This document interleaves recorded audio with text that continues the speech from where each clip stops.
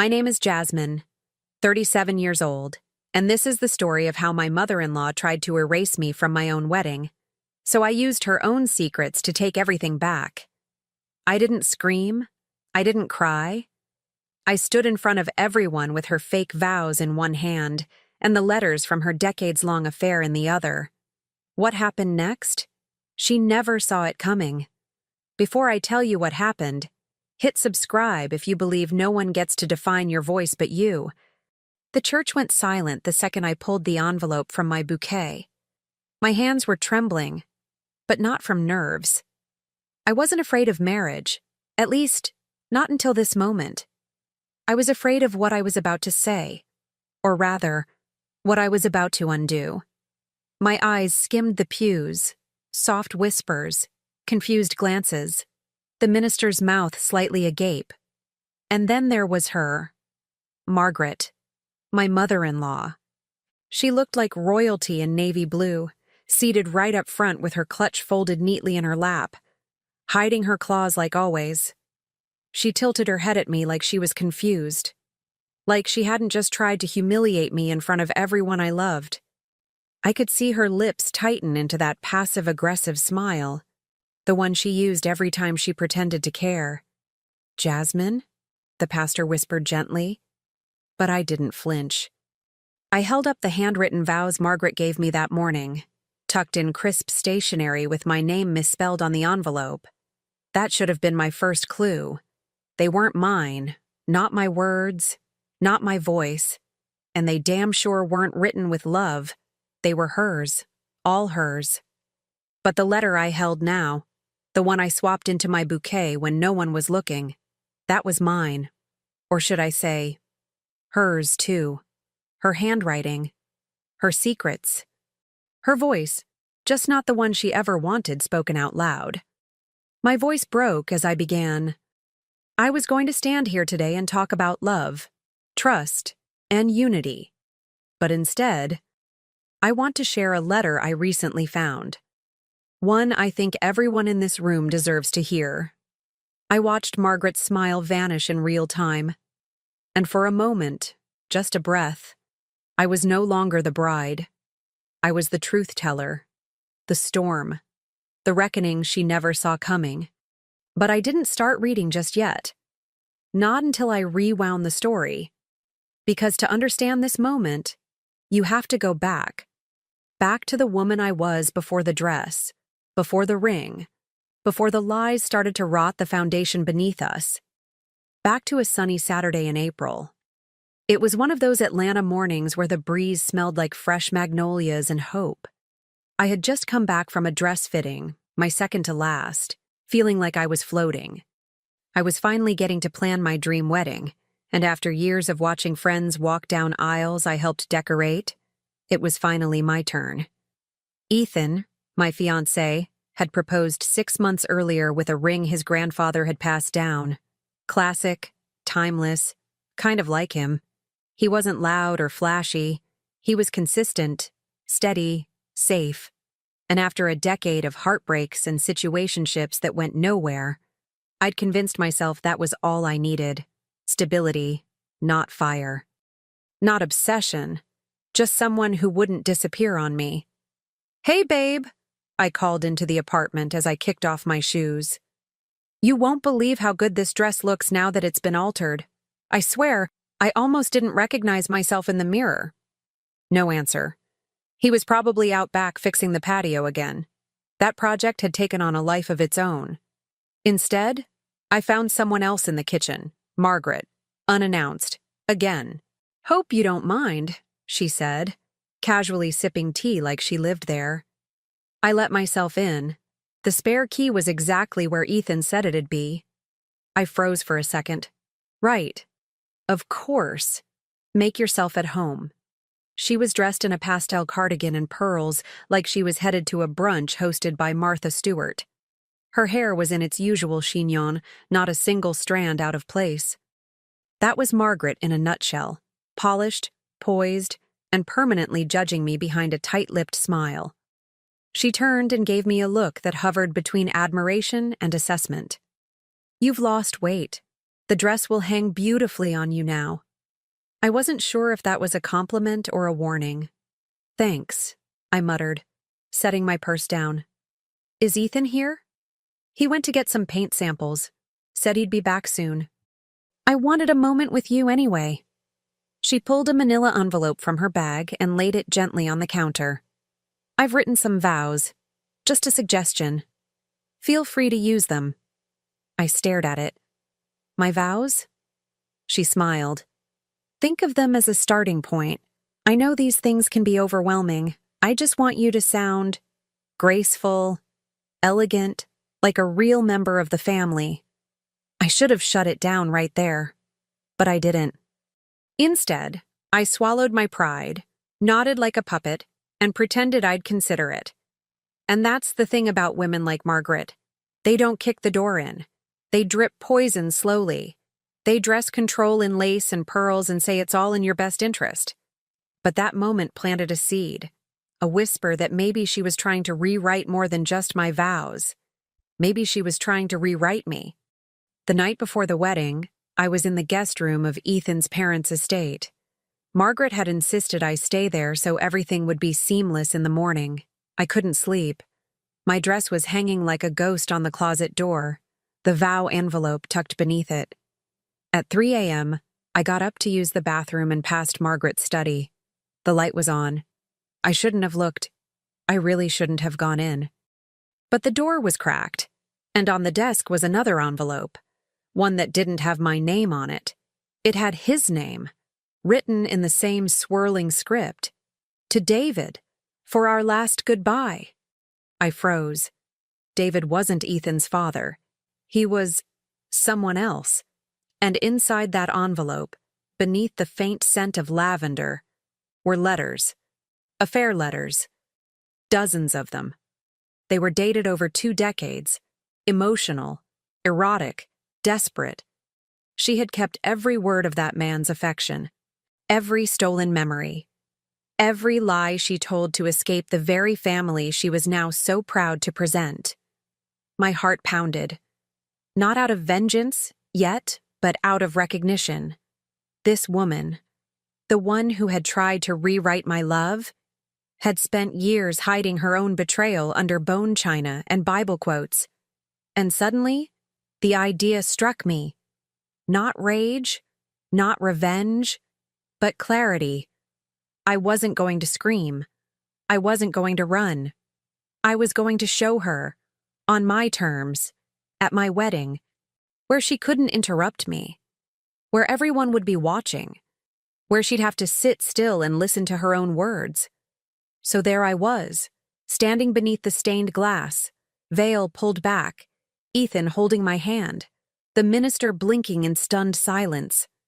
And I held the letter, one of her letters, one that said everything she never wanted anyone else to know. My voice didn't shake. My hands didn't drop. Because I wasn't just reading this for me anymore.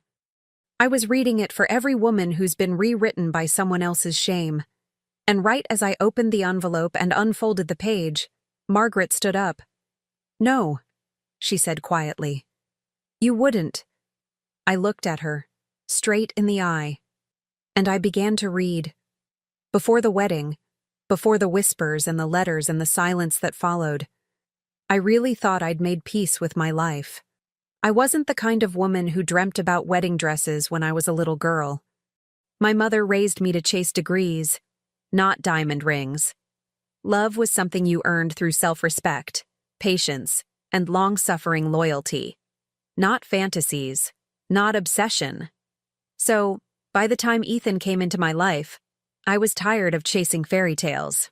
I wanted something real, something soft and grounded, something I could build a future on. We met in a painfully ordinary way. The produce aisle at a Trader Joe's in Midtown. He offered me a cart because I was juggling 3 lemons, oat milk, and a bag of baby spinach. His laugh was a little too loud, his sneakers too white. But there was a sincerity in his eyes I wasn't used to. We talked about arugula like it was politics.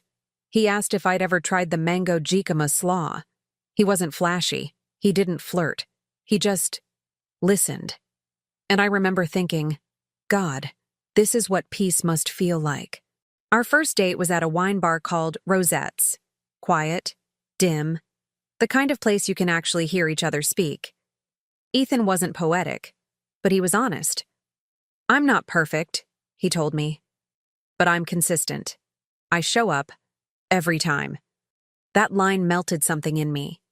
6 months later, he moved in. A year after that, he proposed in the botanical gardens with a ring wrapped in tulips. And from that moment, life turned into checklists, venue tours, tasting appointments, seating charts. I was happy. Not spinning, head over heels, butterflies in your throat happy. But calm, certain, safe. And that's the assumption I carried into the storm without realizing it. That love built on safety could never become a battlefield. That loyalty meant protection. That good men couldn't come from families who hide things in lace. Our apartment was modest but charming. Exposed brick, warm lighting, and a cluttered kitchen counter that always had at least one wine glass drying. Ethan worked in project management. I ran my own floral studio from home, small weddings, boutique events, seasonal contracts for local cafes. We had rituals. He made coffee. I made the bed. We played Uno on Thursday nights. He kissed my temple before work. I kissed his collarbone before bed. It was gentle, steady, until his mother started showing up. It began with small things. A surprise casserole dropped off at 9 a.m. on a weekday. A hand-delivered wedding magazine left on our doorstep with sticky notes on every page she liked. A framed photo of Ethan as a baby, just to remind you of where he came from. At first, I found it charming. A mother who loved her son, who wanted to help. I didn't grow up with that. My own mom passed when I was 25, and I'd spent years grieving not just her, but the idea of that maternal presence. So I let Margaret in, even when she started calling Ethan 3 times a day. Even when she began referring to our wedding as the family event. Even when she'd say things like, "You know, Jasmine, I just want to make sure you don't overextend yourself. Ethan's used to a certain structure. We don't do chaos well." It was always said in passing, always with a sweet voice and a tight smile. Ethan would brush it off with a laugh. "That's just Mom. She means well." And I believed him, because Ethan never raised his voice, never pushed me, never made me doubt myself. So I ignored the little things. Like how Margaret insisted we host the engagement party at her country club, not the cozy cafe where Ethan and I first met. Or how she offered to handle the guest list because some people might feel awkward about your side of the family not being as large. Or how she insisted on picking out my wedding shoes, just a gift. And they arrived 2 sizes too small with a note that read, "You'll be stunning, even if it hurts a little." Still, I smiled. Still, I said thank you. Because I wanted peace more than I wanted pride. Because I thought I could love Ethan enough to survive his mother. There were moments, though, when I saw glimpses of something else beneath the pearls and perfume. One night, we had dinner at her place. The table was set like a magazine spread, polished silverware, crystal glasses, a centerpiece that smelled like violets and manipulation. Margaret poured the wine herself and served me last. "I hope you don't take offense," she said as she passed the salad bowl. "But I always imagined Ethan would end up with someone a little more traditional." I blinked. Traditional how? "Oh, I just mean someone less entrepreneurial. It's brave, what you do. Unstable, but brave. You know, raising a family takes consistency." Ethan tried to change the subject, but it was already too late. That seed had been planted. Unstable. Not traditional. Not enough. I smiled through my teeth and reminded myself I didn't need her approval, that the only vows I'd be making were to Ethan. But a voice deep down whispered, "What if she's not trying to ruin the wedding? What if she's trying to erase you from it altogether?" Still, we kept planning. We chose a venue just outside the city, Stone walls, hanging lanterns, an oak tree where we'd say our vows. I designed the floral arches myself, soft whites, peach roses, sage, and a hint of burnt orange. Ethan's sister, Maya, offered to DJ. My best friend, Lila, flew in from Denver to help coordinate details. There was laughter, cake tastings, dance lessons in the living room where I stepped on his toes more times than I could count. There was love, and I clung to it like a life raft. Because beneath it, the water had started to churn.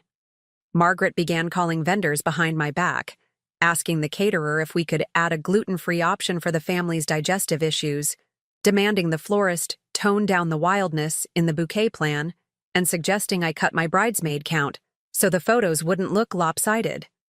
I confronted her once, gently. "I know you're excited, Margaret," I said, "but this is my wedding. Ours. And some decisions.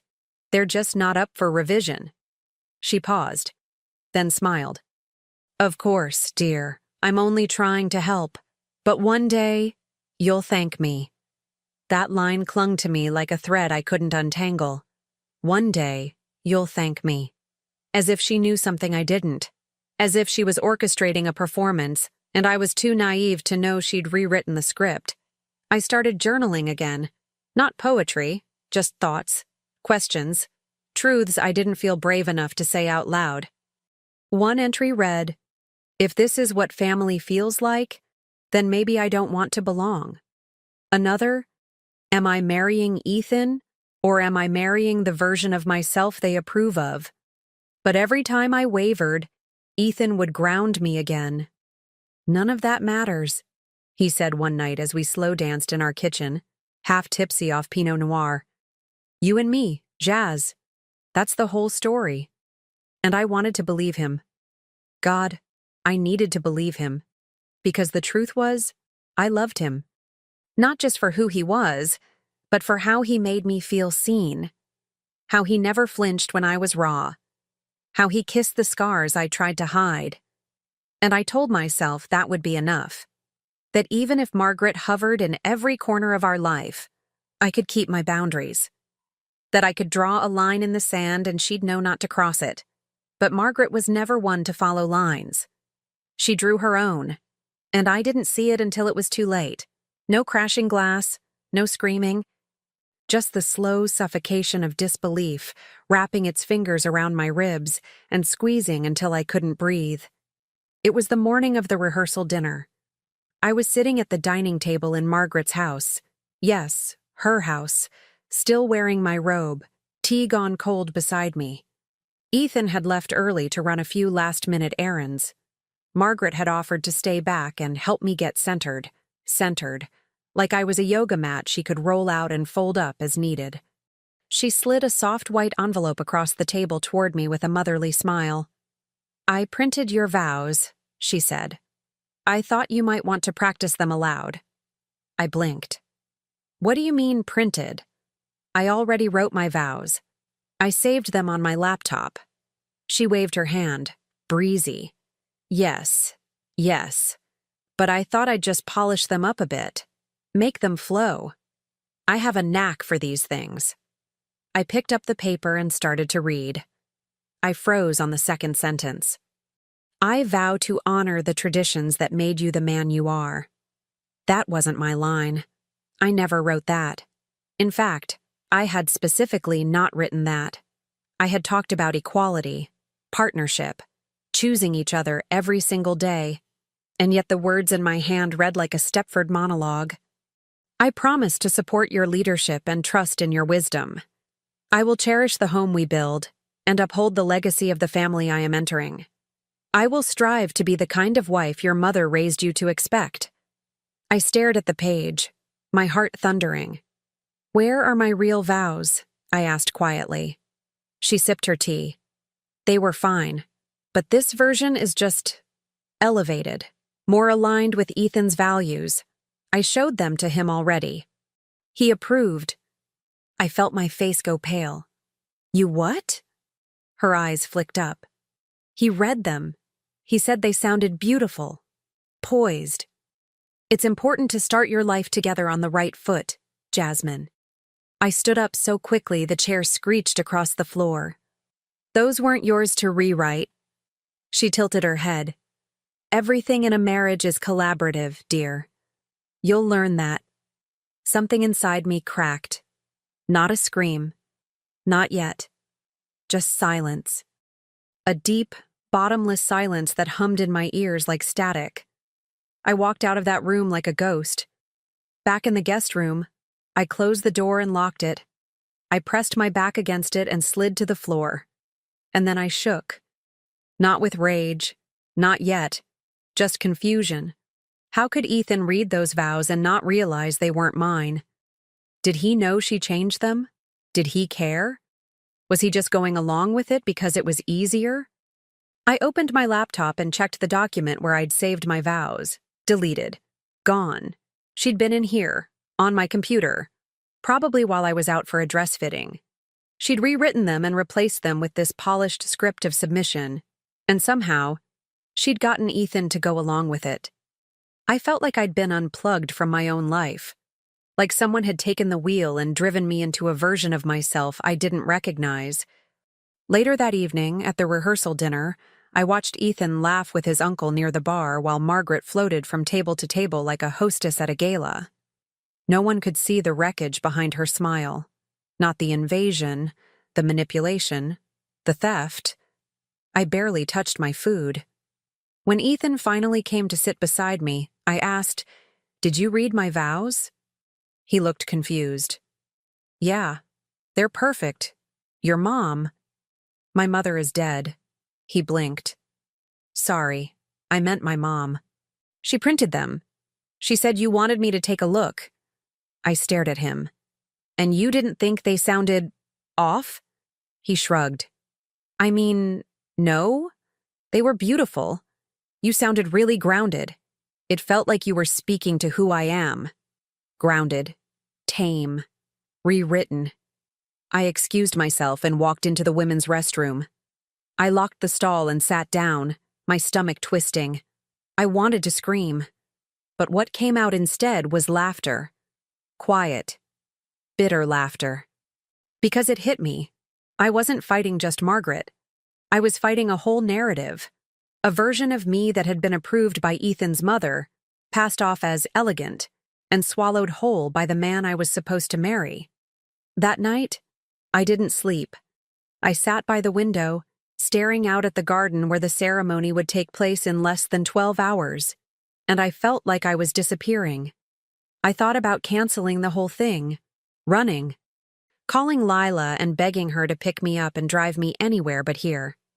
But every time I looked at my phone, I froze. Because that voice in my head, the one that's been whispering since childhood, said, "Don't be dramatic. Don't cause a scene. Don't ruin the perfect picture." So I stayed, and I spiraled. I replayed everything. The red flags I ignored, the comments I let slide, the smiles I returned even when they cut me. I'd spent my whole life trying to be unproblematic. Easy to love, a woman who didn't ask for too much. And what did it get me? A stolen voice, a manipulated ceremony, a man who didn't even notice the difference. By morning, something inside me hardened. Not anger, not yet. Resolve. I showered, got dressed, walked down the hallway to clear my head. That's when I passed her study. The door was ajar. The same study I had no reason to enter. But something pulled me in. A voice. A curiosity. Or maybe just the last thread of sanity snapping. I opened the door and stepped inside. Stacks of books. A vase of lilies. A desk organized within an inch of its life. And on the far end, a drawer slightly open.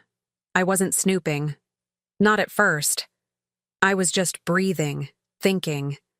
But then I saw the edge of an envelope, handwritten, tucked under a ledger. It said, "David, not Ethan's father." That much I knew. His name was Charles. Boring. Predictable. Certainly not David. I opened it. What I found inside made my stomach turn. Passages like, The way you hold me doesn't compare to anything I've ever known. I dream about your breath in the middle of the night.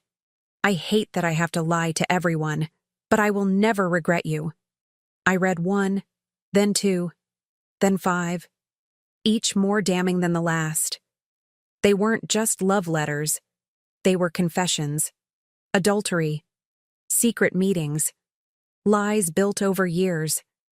Margaret had written them. Her signature was unmistakable. I stood there, shaking, gripping the paper like it was made of fire. The woman who had just edited my vows to reflect tradition and family honor had spent decades desecrating her own. And that's when the rage came. It didn't explode. It boiled, slow, heavy, controlled, and in that moment, I knew. I wouldn't run. I wouldn't scream. I would show her what it felt like to be exposed, not through fists, not through tears, but through truth, through her own words. I took one letter, folded it, slipped it into my bouquet, right between the ivory roses, and I closed the drawer. When I walked down the aisle, no one knew. Not Ethan, not the pastor, not Margaret, sitting in the front row with her posture perfect and her lies tucked neatly beneath a Chanel jacket. But I knew. And I wasn't the same woman I had been 24 hours earlier. I had been erased. And now, I was rewriting myself, one truth at a time. The wedding didn't happen. Not really. I walked down the aisle, yes. I held my bouquet. I looked Ethan in the eye. I read the letter. And then, silence, gasps, shifting in seats. Margaret stood there frozen like porcelain. Ethan grabbed my hand like he was trying to anchor himself. "Is this a joke?" he asked. I didn't answer. I just turned, handed the bouquet to Maya, and walked out of that garden barefoot. I don't remember who called after me. I don't remember the ride home, just the sound of my heels in my hand, clinking together like wind chimes as I crossed the parking lot. That night, I slept in my apartment alone. The silence was a vacuum. No calls from Ethan, no apology from Margaret, just absence. And the worst part? I didn't feel triumphant. I didn't feel strong or righteous. I felt hollow, like I'd swallowed the truth and it was rotting me from the inside out. The days that followed were a blur. I canceled the florist orders, returned the dress, dropped the catering deposit. I told clients I was taking a month off, maybe 2. I stopped checking email. My body was moving through life like it owed someone rent, but my soul had left the building. Lila stayed with me for 3 days. She cooked. She cleaned. She tried to distract me with Netflix and stories about her weird neighbor who thought ducks were government spies. But eventually, she had to go back to Denver. And that's when it really sank in. I was alone, not just unmarried, but unmoored. No man, no future plans, no in-laws to loathe. Just space and echoes. I started making strange decisions. I dyed my hair jet black one morning at 4 a.m. I bought a pack of clove cigarettes I didn't even smoke. I joined a virtual breathwork class, then rage quit halfway through because the instructor called me sis. I started texting Ethan late at night, not to rekindle, just to confirm he existed. I'd send things like, "Did you ever actually love me?" Or, "Was it always her wedding, not mine?" Sometimes he replied, mostly he didn't. Once, he wrote back, "I didn't know how to stop it. I thought it'd be easier to go along. I didn't think you'd read the damn letter." That text gutted me more than all the silence combined. I didn't think you'd read the damn letter. As if I was the problem for noticing, for waking up, for refusing to let myself be erased. I stopped trusting my own memory. Had I imagined the red flags? Had I made too much of Margaret's meddling? Maybe I was dramatic. Maybe I blew it all up for nothing. I spiraled. I watched old videos of us on my phone, Ethan kissing my cheek, Ethan dancing in the kitchen, Ethan calling me his safe place. It all looked so real. But when I zoomed in, when I really listened, I saw it. The hesitations, The glances at his mother before making decisions, the subtle corrections when I spoke too boldly at dinner. And it hit me. I hadn't lost a wedding. I'd lost myself somewhere in that relationship. Little pieces chipped off to keep the peace, to fit the mold, to be acceptable. And now, all I had left were sharp fragments and a bleeding conscience. I tried therapy. A Zoom session with a woman named Carla who wore massive turquoise earrings and drank from a mug that said, "Feelings are valid." I told her I felt like I'd been ghosted by a life that never really belonged to me. She said, "Jasmine, you didn't lose a man. You lost an illusion." That sounded poetic, but it didn't help. She asked if I wanted closure. I said I wanted a lobotomy. We laughed. Sort of. I went to 4 more sessions before ghosting her too. Because healing felt like homework, and I wasn't ready to turn in my pain for a progress report. One day, I thought I was better. It was a sunny Wednesday. The air smelled like honeysuckle, and I went for a walk without headphones, just letting the city hum around me. I bought myself a croissant, sat in the park, read a novel, smiled at a toddler chasing pigeons. For a few hours, I remembered what it felt like to exist without grief crawling up my spine. Then, as I turned the corner on Peachtree Street, I saw them. Ethan and Margaret, having lunch, laughing. She was touching his arm. He was smiling. Really smiling. Not the kind of strained face I knew from months of wedding planning. I froze mid-step. They hadn't seen me, and I should have turned around. I should have walked away. But I didn't. I stood there, watching the woman who humiliated me sit across from the man who let her do it, and for a moment, it was like I'd been photoshopped out of their lives entirely, as if I'd been a rough draft they'd revised together. That night, I drank wine straight from the bottle and deleted every photo I had of Ethan. Then I did something harder. I called my father. We hadn't spoken in 2 years. Not since he told me I was wasting time with flowers and should get a real job if I wanted stability. But I needed a voice that didn't pity me, didn't sugarcoat. He picked up on the second ring. "Jasmine." I froze. "Yeah. Hey." Silence. Then, "You okay?" "No," I said, "but I think I'm done pretending I am." He didn't offer advice. He just said, "I'm here." It was the first thing in weeks that didn't feel hollow. That phone call opened something up. Not joy. Not forgiveness, but a crack in the shell. Enough to let in a flicker of purpose. I started working again. Small orders. Weekly flower bundles for a local bakery. I stopped checking Ethan's social media. I blocked Margaret's number. I returned Carla's email. "I'm not ready to heal," I wrote. "But I am ready to understand why I hurt so much."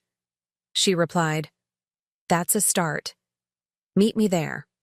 One night, during a particularly brutal journal entry, I asked myself, what do I want now that I've burned the blueprint? And the truth came back, soft but clear. I want peace that doesn't cost me my voice. And to get that, I had to let go of more than a wedding. I had to let go of the version of Jasmine that made herself small for love. I had to sacrifice the fantasy, the timeline, the perfectly filtered life I thought I needed to prove I was worthy of being chosen. So I made a decision. I took the last print draft of my wedding vows, my real vows, and burned them in the fireplace. Not because they were wrong, but because they weren't meant for the man who stood by while his mother clipped my wings. I watched the paper curl, then vanish, and I whispered, "You don't get these anymore."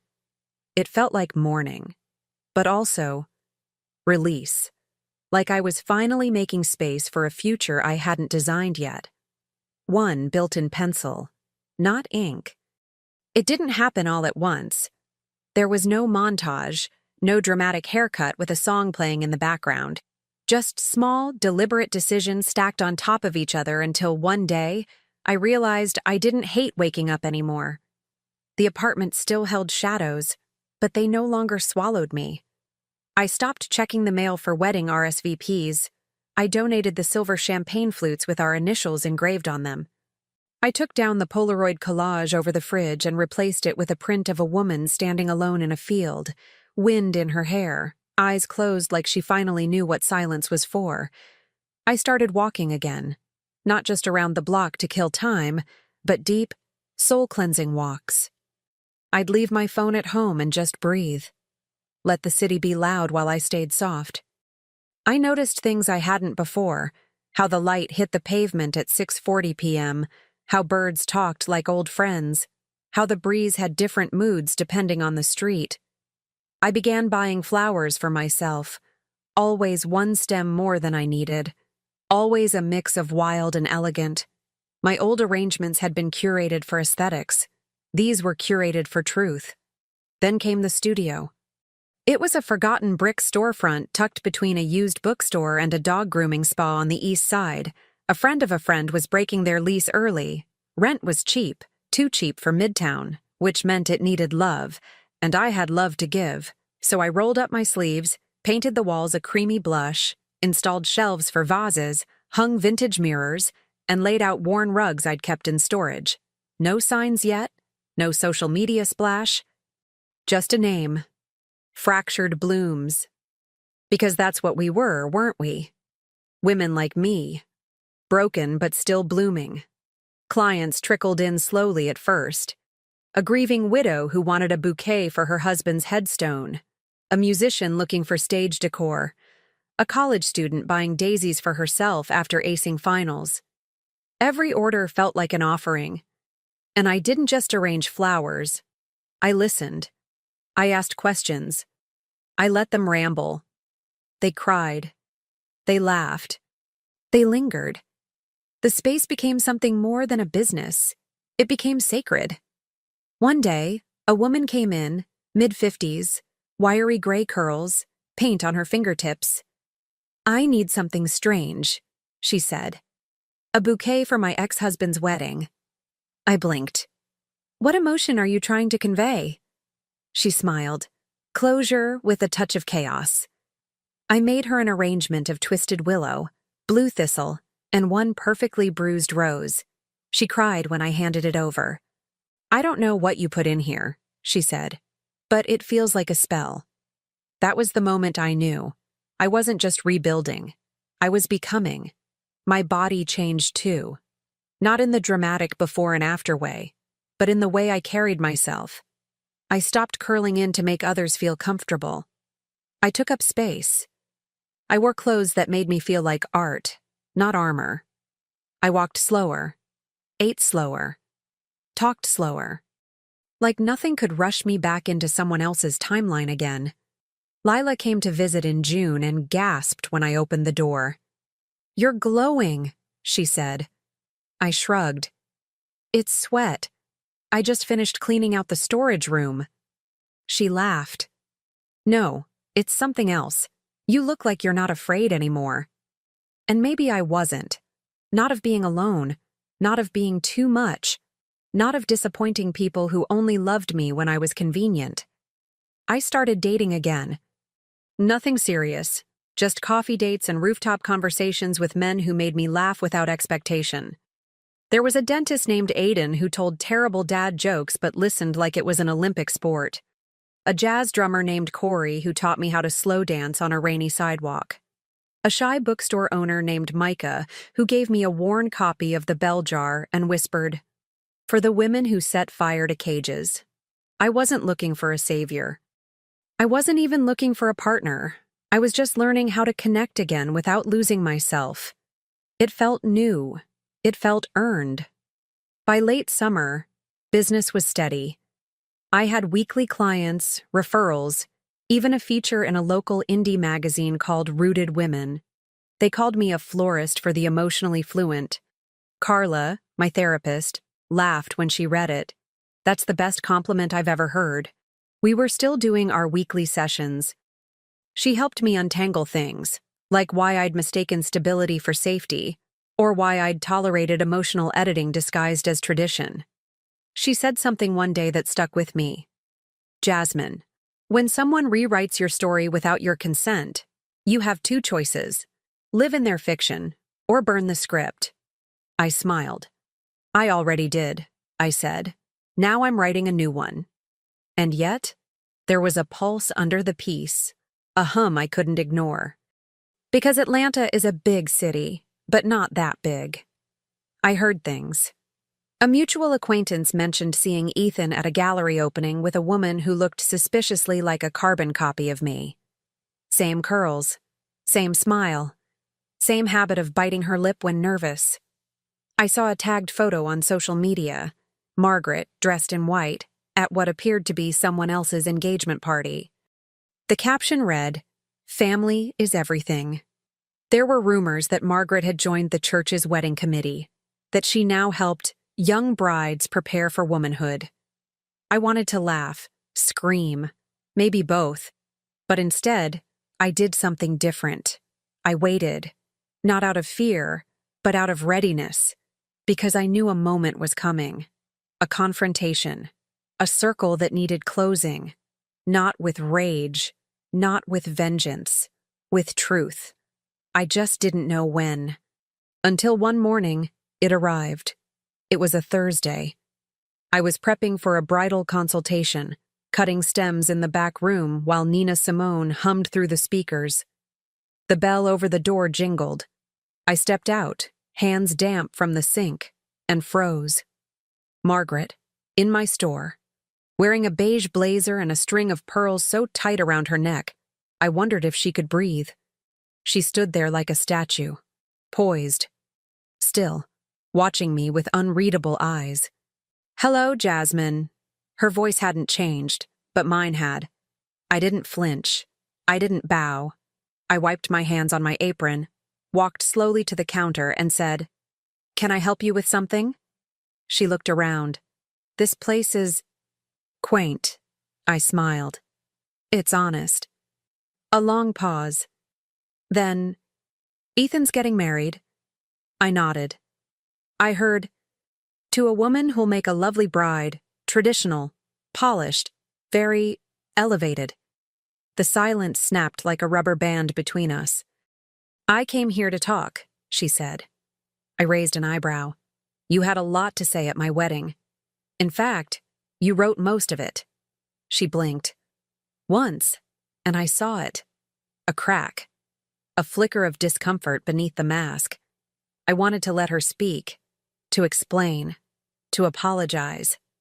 But something in me had shifted. I didn't need closure. I was the closure. "I'm booked for the next hour," I said, gesturing to the appointment book. "But if you're here to order flowers, I can fit you in next week." Her lips parted like she might protest, but then she nodded. Tight, cold. She turned to leave, stopped at the door, and whispered, "You've changed." I smiled softly. "No, I just stopped being quiet." The door closed behind her, and I exhaled a breath I hadn't known I was holding. I didn't go to make a scene. I went because I was invited. The envelope arrived on a Wednesday. Cream cardstock, gold foil trim, hand-addressed. Tucked inside was a formal invitation to Ethan's engagement party. I almost laughed. A part of me assumed it was a mistake. That no one, especially not Margaret, would think I'd show up to a party celebrating the man who stood by while she hijacked my vows. But then I read the note inside. A single handwritten line. "It would mean a lot if you came. Ethan." It wasn't an apology. It wasn't even an explanation. It was a reach, a thin, trembling bridge back to a version of our story that had long since burned. And yet, I said yes. Not out of revenge, but because I needed to see it. I needed to look Margaret in the eye. Not as the woman she tried to mold, but as the woman who survived her. The venue was familiar. Same country club where they had pushed for our wedding. Same ivy-covered archway, same white columns. But it looked different now. Glossier somehow. Less about family, more about spectacle. I wore a black satin dress, no jewelry, no date, just a single lily tucked behind my ear, half-wilted, deliberate. When I stepped inside, heads turned. I heard someone whisper, "Is that?" I didn't flinch. I walked slowly, deliberately, across the marble floor like I owned the silence. Margaret was standing near the fireplace, flanked by donors and deacons, dressed in a pale rose-sheath dress and diamond studs that looked like they hadn't seen daylight since Reagan was in office. She saw me, and for a brief moment, her face flickered, not with fear, not with anger, but with recognition, like looking at a photograph of herself she'd thrown away. I walked straight past Ethan. I didn't stop to say hello, because this wasn't about him. Not anymore.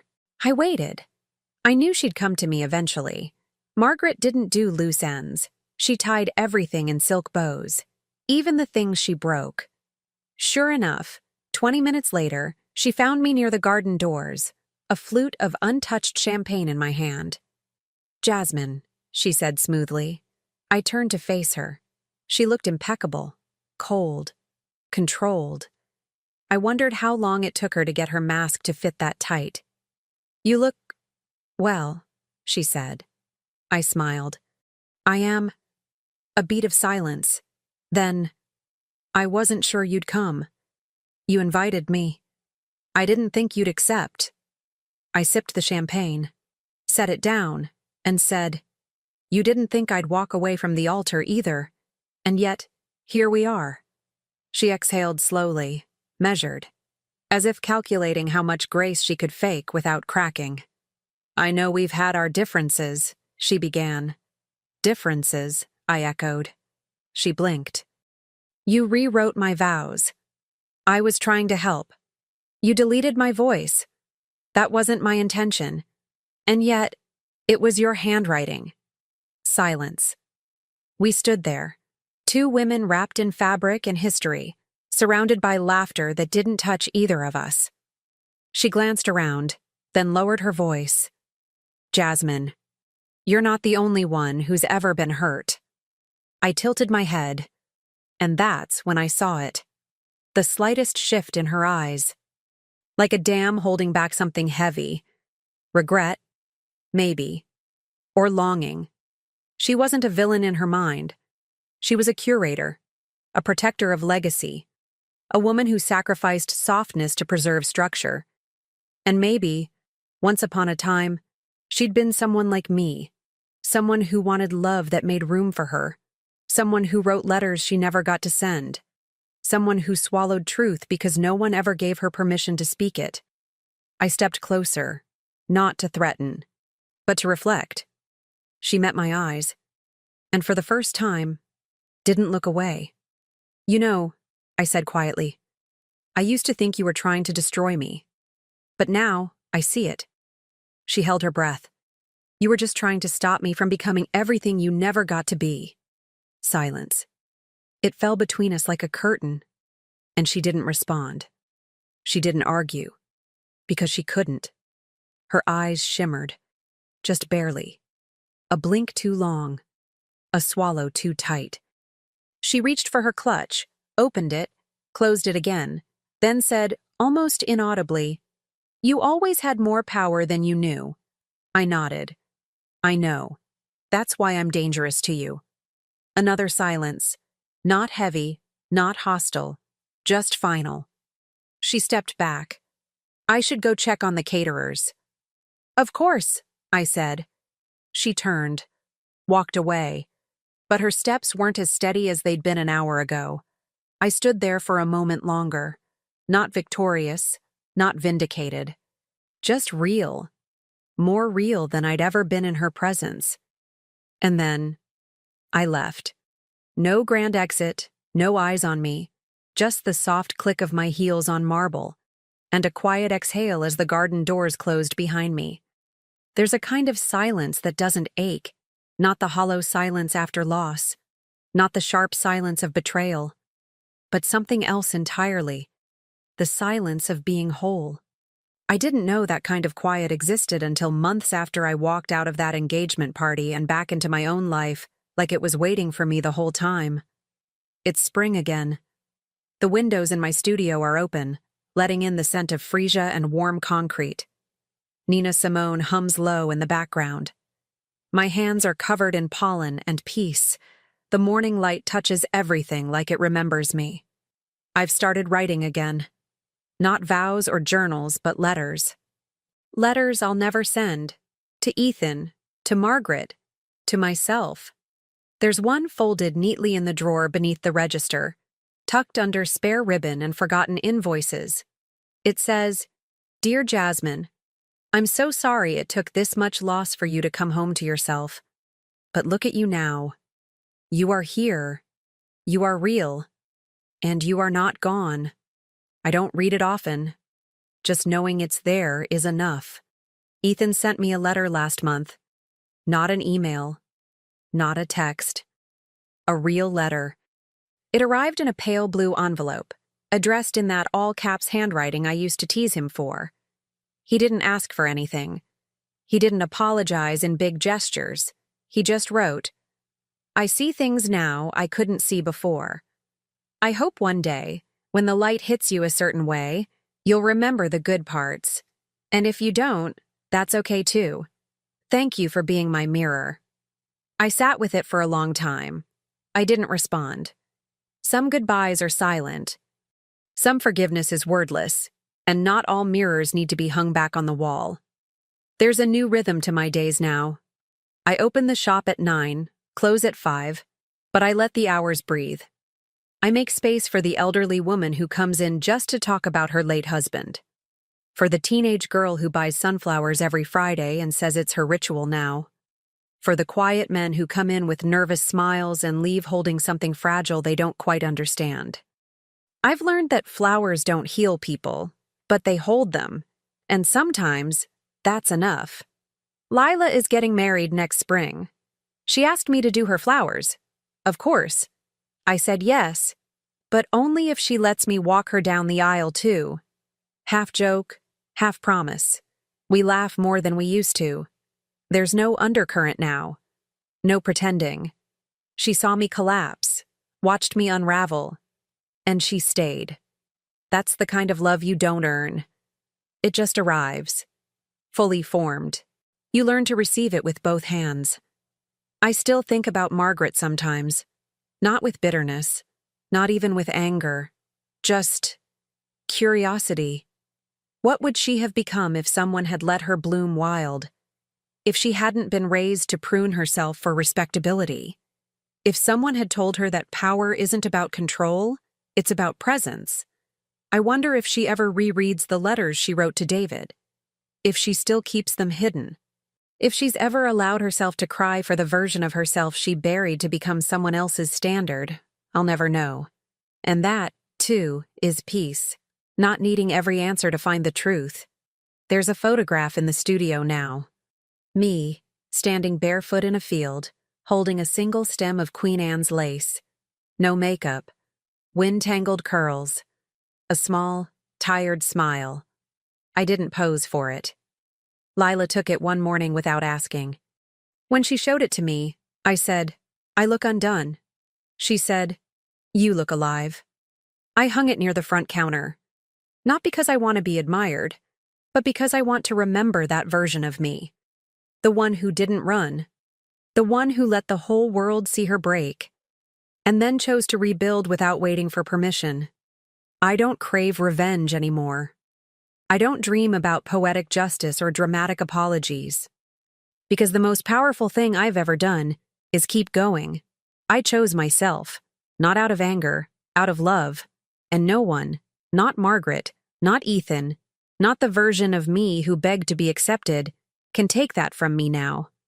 Somewhere out there, another woman is writing vows for a wedding she doesn't recognize anymore. And maybe she'll catch the feeling sooner. Maybe she'll say no before the altar. Maybe she'll walk into Fractured Blooms one afternoon and ask for something strange, something beautiful and wounded and real. And maybe I'll hand her a bouquet and say, "You're not broken, you're becoming." Because if I've learned anything from all this, it's that peace isn't the absence of pain. It's the presence of truth, and I've never felt more free.